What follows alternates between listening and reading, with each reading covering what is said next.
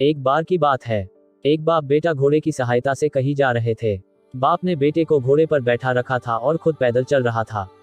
ये देखकर लोगों ने कहा, कैसा बेटा है जो अपने बाप को पैदल चला रहा है और खुद घोड़े पर बैठा है। लोगों की यह बात सुनकर बेटा नीचे उतर गया और अपने पिता को घोड़े पर बिठा दिया और आगे की राह पर चल पड़े। कुछ ही दूर चलने पर वापस लोगों ने उन्हें देखा तो बोले, कैसा बाप है जो अपने बेटे को पैदल चलवा रहा है और खुद घोड़े पर बैठा है। ये बात सुनकर पिता भी घोड़े से उतर गया और दोनों बाप बेटे पैदल चलने लग गए। कुछ दूर चलने पर फिर लोग मिले तो बोले, कैसे मूर्ख लोग हैं जो साथ में घोड़ा होते हुए भी पैदल चल रहे हैं। ये बात सुनकर बाप बेटे का दिमाग खराब हो गया। अब दोनों घोड़े के ऊपर बैठ गए और वहां से आगे की ओर निकल गए। लेकिन कुछ ही दूरी पर कुछ लोग मिले जो कहने लगे, कैसे निर्दयी इंसान हैं। दोनों घोड़े पर बैठे हुए हैं और कमजोर घोड़े की जान निकाल रहे हैं। इनके पास कुछ भी दया नाम की चीज नहीं है। अब पिता को एक बात समझ में आ गई कि लोगों की बातों के चक्कर में रहे तो हम अपनी मंजिल तक नहीं पहुंच पाएंगे।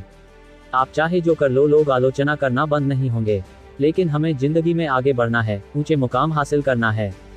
तो हमें लोगों के बहकावे में नहीं आना है, क्योंकि जितने मुंह है उतनी ही बातें होती है। इसलिए हमें अपने सपनों को पूरा करने के लिए जी जान से जुट जाना है।